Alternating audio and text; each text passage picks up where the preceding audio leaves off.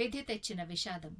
PVG రాజు 1963లో మాధురి టక్కర్ను రెండవ వివాహం చేసుకున్నారు. వారిద్దరి పరిచయం హైదరాబాదులో జరిగింది. అప్పుడు ఆమె నీలోఫర్ ఆసుపత్రిలో డాక్టర్గా పనిచేస్తున్నారు. వారికి 3 సంతానం. అలక్ నారాయణ్ గజపతిరాజు, సుధానీదేవి, మోనిష్ గజపతిరాజు. పివిజి రాజు 1962 నుండి ఆంధ్రప్రదేశ్ ప్రభుత్వంలో విద్యాశాఖ మంత్రిగా ఉన్న విషయం తెలిసిందే. అప్పట్లో ఆర్థిక శాఖ తర్వాత ముఖ్యమైన మంత్రిత్వ శాఖ విద్యాశాఖే. ఆయనకు స్వతహాగా విద్య పట్ల ఆసక్తి కూడా ఎక్కువ కాబట్టి ఆయన తన వారసత్వ ఆస్తిలో ఎక్కువ భాగం విద్య కోసం వెచ్చించిన సంగతి కూడా మనకు తెలుసు కాబట్టి తన పనిని చాలా శ్రద్ధగా నిర్వహించేవారు. ఆ సమయంలో విద్యారంగం విస్తరణ చాలా వేగంగా జరుగుతున్నందువలన ఆయన మనస్సు నిండా ఏ దిశలో ఎంత శీఘ్రంగా ఆ రంగాన్ని ముందుకు తీసుకువెళ్ళవచ్చనే ఆలోచనలే ఉండేవి. ఆయన 1964-65 సంవత్సరానికి ప్రవేశపెట్టిన విద్యా బడ్జెట్లో కూడా ఆ ఆలోచనలన్నీ ఉండి ప్రతిపక్షాల ప్రశంసలు సైతం పొందాయి. అప్పుడే ప్రధాని నెహ్రూ కోరికపై ఎంసి చాగ్లా కేంద్ర విద్యాశాఖ మంత్రిగా పదవీ బాధ్యతలు స్వీకరించారు. నెహ్రూ ఆయనకు ఒక పెద్ద పని అప్పచెప్పారు.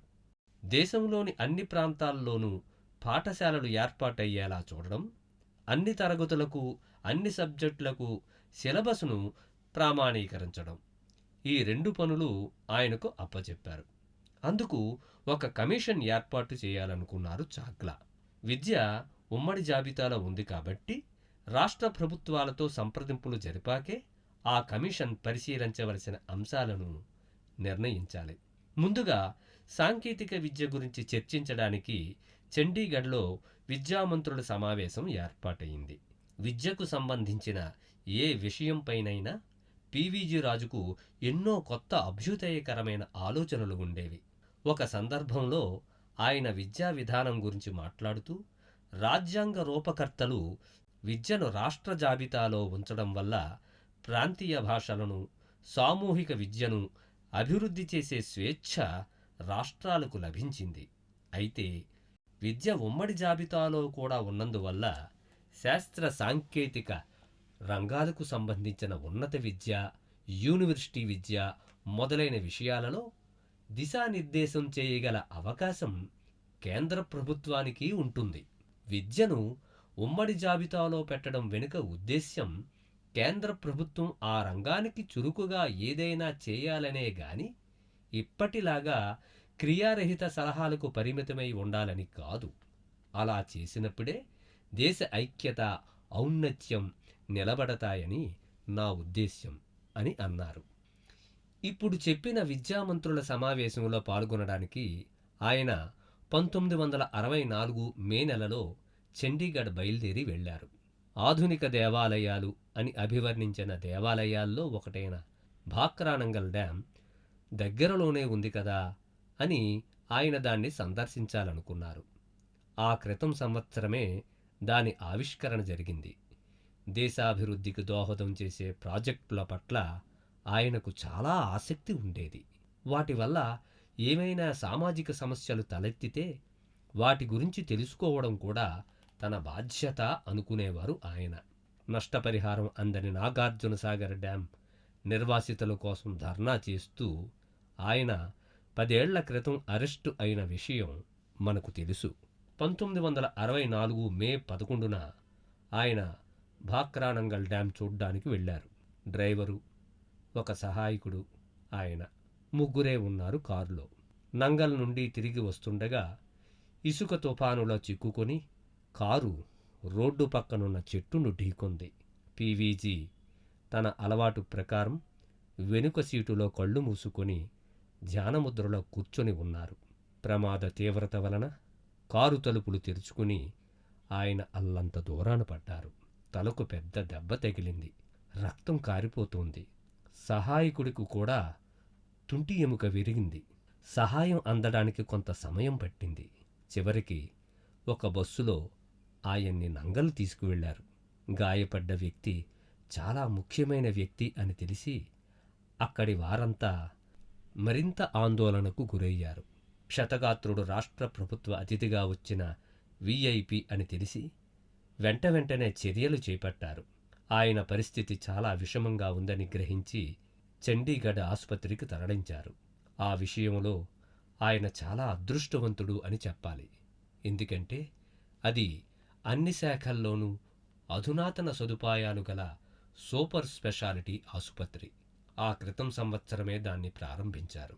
స్పెషలిస్ట్ డాక్టర్స్ అందరూ అందుబాటులో ఉండడం, ఆయన చికిత్సకు వారు అత్యంత ప్రాధాన్యం ఇవ్వడం వల్లే ఆయన బహుశా ప్రాణాలతో బయటపడ్డారు. ఆ సమయంలో ఆయన పిల్లలు వేసవి సెలవుల కోసమని విశాఖపట్నంలో ఉన్నారు.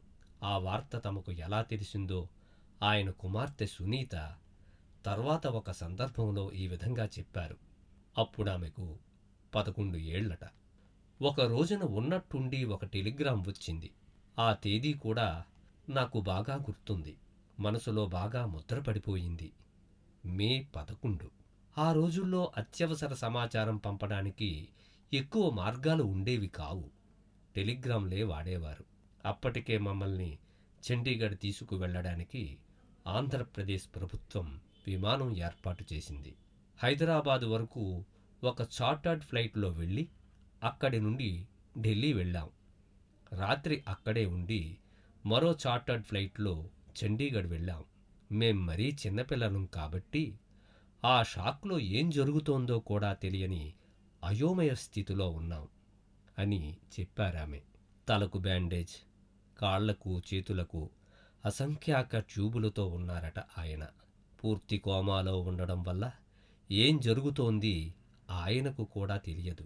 డాక్టర్లు, నర్సులు ఎవరెవరో వస్తున్నారు, పోతున్నారు. జరుగుతున్నది ఎప్పటికప్పుడు తెలుసుకుంటూ స్నేహితులు, బంధువులు బయట వేచి ఉన్నారు. రాజకీయ నాయకులు వచ్చి పరామర్శించి సానుభూతి తెలియజేసి వెళ్ళిపోతున్నారు. ఆశ్చర్యంగా వారిలో కొందరు స్పృహలేని ఆయన మంచం పక్కన నిలబడి ఫోటోలు కూడా తీయించుకున్నారట. విజయనగరం ప్రజలు కూడా చాలా ఆందోళన చెందారు. ఆయన త్వరగా కోలుకోవాలని కోరుతూ దేవాలయాల్లో, మసీదుల్లో, చర్చిల్లో ప్రత్యేక ప్రార్థనలు జరిపారు. ఆయన చాలా రోజులే కోమాలో ఉన్నారు. డాక్టర్లు కూడా ఏమీ చెప్పలేని స్థితిలో ఉన్నారు. మధ్యలో ఒకసారి మరీ సీరియస్ అయితే విజయనగరం తీసుకువెళ్ళిపోదామని కుటుంబ సభ్యులు భావించారు.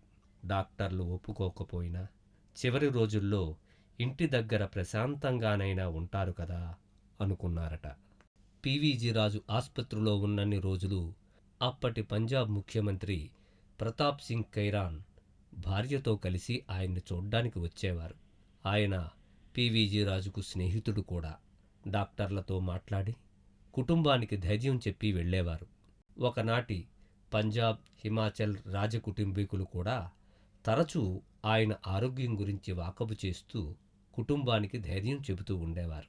పివిజి రాజు తల్లి పుట్టిల్లు అక్కడే కావడం వల్ల ఆ ప్రాంతంతో వారి కుటుంబానికి సన్నిహిత సంబంధాలు ఉన్నాయి. జూన్లో కొద్ది రోజులు ఆయన కోమా నుండి బయటపడ్డారు.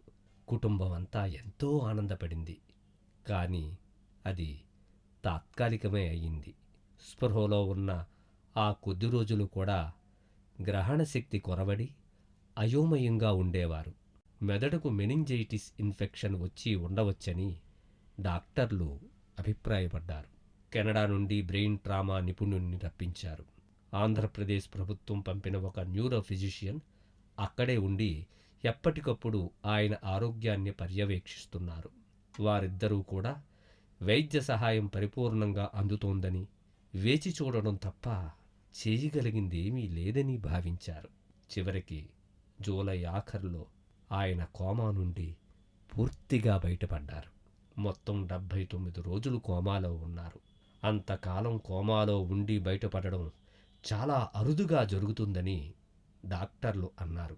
చాలా బలహీనంగా ఉన్నందువల్ల దాదాపు 2 నెలల తర్వాత అక్టోబర్లో విమానంలో హైదరాబాద్ తీసుకువచ్చారు. ఆయన ఇంకా ఆంధ్రప్రదేశ్ ప్రభుత్వంలో మంత్రిగానే ఉన్నారు కాబట్టి మినిస్టర్ క్వార్టర్స్లోనే ఉన్నారు. విద్యాశాఖను వేరెవరికో ఇచ్చినందువల్ల శాఖలేని మంత్రి అయ్యారు. హైదరాబాదులో ఉండగానే రాష్ట్రపతి డాక్టర్ సర్వేపల్లి రాధాకృష్ణన్ ఆయన్ని చూడ్డానికి వచ్చారు. వారి కుటుంబాల మధ్య ఉన్న సాన్నిహిత్యం గురించి మనందరికీ తెలిసిందే. ఆ మరుసటి సంవత్సరమంతా పివిజి రాజు దాదాపు కదల్లేని స్థితిలోనే ఉన్నారు. చాలా నిదానంగా కొంచెం కొంచెంగా కోలుకుంటూ వచ్చారు. చేయగలిగిన యోగాసనాలు చేసినా శరీరం పూర్తిగా ఆయన స్వాధీనంలోకి రాలేదు. ఫిజియోథెరపీ కూడా కొంతవరకే ఉపయోగపడింది. మాటలో వచ్చిన తేడా వల్ల ఆయన మనుషుల్ని కలవడం బాగా తక్కువైపోయింది. దానికి తోడు ఆయనకు ఇబ్బంది కలగకూడదని కుటుంబం పరామర్శకు వచ్చేవారిని అనుమతించడంలో కొన్ని పరిమితులు పాటించేది. ఇది ఆయన్ని మరింత కృంగదీసింది.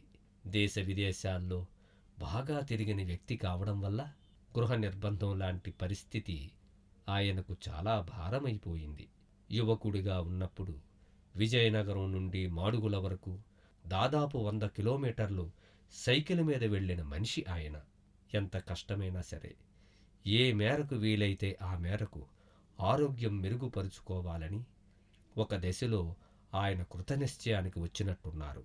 మెరుగైన ఫిజియోథెరపీ కోసం 1965 ఉత్తరార్ధంలో యూరోప్ బయలుదేరి వెళ్లారు. దీని గురించి తర్వాత కాలంలో ఆయన మాట్లాడుతూ, కారు ప్రమాదం తర్వాత మే జూలై నెలల మధ్య నేను శారీరకంగా మరణించి ఉండవలసింది. కానీ దైవకృప వలన నా దేహం 79 రోజులు చండీగఢ్లోని పోస్ట్ గ్రాడ్యుయేట్ మెడికల్ ఇన్స్టిట్యూట్లో సజీవంగా ఉండడంతో ఇప్పుడు నేను ఇలా మీ ముందు నిలబడ్డాను. నా శరీరం ఎంతగా దెబ్బతిన్నదంటే నేను డెర్బీ, యూకే, కొలోన్, పశ్చిమ జర్మనీల్లోని ఫిజియోథెరపాటిక్ కేంద్రాల్లో చిన్నపిల్లాళ్ళ మళ్ళీ నడవడం, మాట్లాడడం నేర్చుకోవలసి వచ్చింది. నడవడానికి 2 ఏళ్ళు, మాట్లాడడానికి 7 ఏళ్ళు పట్టింది. దివ్యజ్ఞానుల ముందు మాట్లాడుతున్నాను కాబట్టి పూర్తి విశ్వాసంతో చెబుతున్నాను. నా శరీరం ఇంకా సజీవంగా ఉందంటే దానికి కారణం హఠయోగం, ప్రాణాయామం, మంత్రయోగం, మరికొన్ని ఆసనాలు, భక్తి అంటే దైవత్వంలో విశ్వాసం, వాటిని సాధనగా తపస్సుగా చేయడం వల్లనే ఇది నాకు సాధ్యమైంది అని చెప్పారు. యూరప్ నుండి తిరిగి వచ్చేటప్పుడు ఆయన కావాలనే నౌకలో వచ్చారు. సముద్రపు గాలి, సుదీర్ఘ ప్రయాణం ఆరోగ్యానికి మంచిదని ఎస్ఎస్ ఏషియా అనే నౌకలో బయలుదేరి 1966 మొదట్లో బొంబాయి చేరుకున్నారు. అట్నుంచి హైదరాబాదు వచ్చి కొద్ది నెలలు ఉన్నారు. కానీ ఆయనపై ప్రేమాభిమానాలతో వచ్చే ఉత్తరాంధ్ర సందర్శకుల తాకిడి ఎక్కువ కావడంతో విజయనగరంలోనే ఉండి విశ్రాంతి తీసుకుందామని అనుకున్నట్టున్నారు. బహుశా అక్కడే త్వరగా కోలుకుంటారని భావించారేమో. విజయనగరం వెళ్ళిపోయారు. పర్యటనలు, కార్యక్రమాలతో ఎప్పుడూ బిజీగా ఉండే ఆయన జీవితం ఇప్పుడు పూర్తిగా ఇంటికే పరిమితమైపోయింది. ప్రజా జీవితం నుండి విరమించుకుని తన శక్తి సామర్థ్యాలన్నీ తన ఆరోగ్యం బాగు చేసుకోవడం మీద పెట్టారాయన. స్వామి జ్ఞానానంద దగ్గర 1950ల్లోనే యోగాసనాలు బాగా నేర్చుకున్నారు కాబట్టి వాటిలో కొన్ని ఇప్పుడు ప్రతిరోజు చేయడం మొదలుపెట్టారు. మాట ఇప్పటికీ స్పష్టంగా లేకపోవడంతో పాటలు పాడితే మెరుగవుతుందని ఎవరో చెప్పారట. దాంతో ఒక సంగీతం టీచర్ను పెట్టుకుని రోజూ అభ్యాసం చేయడం మొదలుపెట్టారు. కొన్నాళ్లపాటు రోజూ తంబుర శబ్దాలకు ఆయన పాడే సరిగమ రాగాలకు మెలకువ వచ్చేదని ఆయన కుమార్తె నవ్వుతూ చెప్పారు. సంగీతం తనకు రాదనుకున్నారో ఏమో. మొత్తం మీద త్వరగానే ఆ ఆలోచనకు ఉద్వాసన చెప్పారు. అయితే గొంతును బాగు చేసుకునే ప్రయత్నాలను మాత్రం మానలేదు. తర్వాత కాలంలో ఆయన ప్రయత్నాలు ఫలించి 80% వరకు బాగయింది కూడా. స్వేచ్ఛగా తిరగడం అలవాటైన వ్యక్తి కావడం వలన ప్రతి పనికి ఎవరో ఒకరి మీద ఆధారపడాల్సి రావడం ఆయనకు కష్టంగా ఉండేది. దానికి తోడు బయటి వ్యక్తులు ఎక్కువ మంది రావడాన్ని కుటుంబ సభ్యులు అడ్డుకుంటున్నారనే కోపం కూడా ఉండేది. అరవడం అలవాటు లేదు కాబట్టి తన కోపమంతా తన కళ్ళద్దాల మీద చూపించేవారు. వాటిని విసిరి కొట్టారంటే ఆయనకు బాగా కోపం వచ్చినట్టు లెక్క. చూడడానికి వచ్చిన వాళ్ళు తరచూ ఆయన గత వైభవాన్ని గుర్తుచేసి, అయ్యో ఇప్పుడు ఇలా అయ్యిందే అని బాధ వ్యక్తం చేసేవారు. వాళ్ళు చూపే సానుభూతిని తట్టుకోలేక ఆయన తిరిగి వారికి కర్మ సిద్ధాంతం బోధించి పంపించేవారు. ఈ ప్రమాదం విధి లిఖితమని, అయితే తన భవిష్యత్తును ఎలా తీర్చిదిద్దుకోవాలనేది మాత్రం తన చేతిలోనే ఉందని ఆయన చెబుతుండేవారు. తాత్వికంగా ఆలోచించడం ఆయనకు మొదటి నుండి ఉన్న అలవాటే అయినా ఆ టైంలో ఆయనలో ఆధ్యాత్మికత మరింత పెరిగింది. వివేచనకు, విశ్లేషణకు చాలా సమయం దొరకడంతో ఆయనకు స్థితప్రజ్ఞత బాగా అలవడింది. తనను తాను మానసికంగా మరింత దృఢమైన వ్యక్తిగా మలుచుకున్నారు. ఇది నా కర్మ ఫలితం. బహుశా పూర్వజన్మ కృత్యాల వల్ల ఈ జన్మలో ఈ బాధలను అనుభవిస్తున్నాను అని అప్పుడప్పుడు అంటూ ఉండేవారు. క్రమంగా ఆరోగ్యం బాగుపడింది. కొంచెం శక్తి రాగానే ఆయన చేసిన మొదటి పని మాన్సాస్ కార్యక్రమాల గురించి తెలుసుకోవడం, దాని సమావేశాలకు అధ్యక్షత వహించడం. ఎప్పుడైనా ఏదైనా విద్యా సంస్థలో సభ జరిగితే వెళ్ళి మాట్లాడడం. ఆయన మాటలో పూర్తి స్పష్టత లేకపోయినా చాలా నిదానంగా ఆగి ఆగి మాట్లాడుతున్నా విజయనగరం ప్రజలు ఆయన మీద గౌరవంతో ఓపిగ్గా వినేవారు. ఒంట్లో సత్తువ పెరిగే కొద్దీ ఆయన ఆలోచనలు మళ్లీ రాజకీయాల వైపు మళ్ళాయి. 1967 సార్వత్రిక ఎన్నికలు దగ్గర పడుతున్నాయి. పోటీ చేద్దామనే ఆలోచన వచ్చింది. ప్రమాదానికి ముందు నూతనోత్సాహంతో దూసుకుపోతూ రాజకీయాల్లోనూ పైస్థాయికి చేరుకున్న వ్యక్తి ఆయన. ఇప్పుడు ఆ చురుకుదనం కొరబడింది. అయినా ప్రజల అభిమానం పుష్కలంగా ఉండడం వల్ల పోటీ చేస్తే గెలుస్తామన్న నమ్మకం ఉంది ఆయనకు. కానీ పివిజి రాజు కుటుంబ సభ్యులు ఆయన్ని పోటీ చేయవద్దనే సలహా ఇచ్చారు. ఆరోగ్యరీత్యా కష్టమవుతుందని చెప్పారు. ఆయన మాత్రం అప్పటికే గట్టి నిర్ణయం తీసుకున్నారు. బహుశా ఆయన సన్నిహితుల్లో ఒకరు అన్నట్లు రాజకీయాలు కూడా వ్యసనం లాంటివి. ఒకసారి వాటికి అలవాటు పడితే వదలడం కష్టం. ఏదేమైనా 1964 ప్రమాదం ఆయన జీవితాన్ని పూర్తిగా మార్చివేసిన ఘటన. ఆయన చిన్న కుమారుడు అశోక్ గజపతిరాజు అన్నట్లు ప్రమాదానికి ముందు ఒక పివిజి రాజు, తర్వాత ఒక పివిజి రాజులా అయింది ఆయన శారీరకంగానే కాదు, అనేక విధాల ఆయనలో మార్పు వచ్చింది. ఆయన మొదటి నుండి ప్రజాక్షేత్రంలో ఉన్నారు కాబట్టి ఆయన జీవితంలో ప్రజలకు తెలియని రహస్యాలేమీ లేవు. అందరికీ అన్నీ తెలుసు. ఎప్పుడూ చుట్టూ మనుషులు ఉండడంతో కొన్నిసార్లు ఒంటరిగా ఆలోచించుకునే వెసులుబాటు కూడా ఆయనకు ఉండేది కాదు. మానసికంగా కూడా బలహీనపడడంతో త్వరగా నిర్ణయాలు తీసుకోలేకపోయేవారు. కొన్నిసార్లు ఏ నిర్ణయమూ తీసుకోకుండా ఊరికే అలా వదిలేసేవారు. ప్రతి పనికి ఎవరో ఒకరి మీద ఆధారపడాల్సి రావడం ఆయన ఆత్మవిశ్వాసాన్ని బాగా దెబ్బతీసింది. బహుశా రాష్ట్ర రాజకీయాలలో క్రియాశీలంగా ఉండలేనని భావించడం వల్లనే ఆయన 1971లో పార్లమెంటుకు మారారేమో. అప్పటి వరకు ఉత్సాహవంతమైన, క్రియాశీలమైన తన జీవితాన్ని చూసిన విజయనగరం ప్రజలకు తన శారీరక దుర్బలత, మాట్లాడటంలో ఏర్పడిన పరిమితులు తెలియడం ఆయనకు అంతగా ఇష్టమనిపించలేదేమో. ఆ కారణంగా ఆయన ఆలోచనలు అంతకుముందే తనకు పరిచయమున్న జాతీయ రాజకీయాల వైపు మళ్ళాయేమో. ఏదేమైనా ఆయన పుట్టి పెరిగిన వాతావరణానికి, ఇప్పుడు జీవిస్తున్న జీవితానికి చాలా తేడా రావడం నిజం.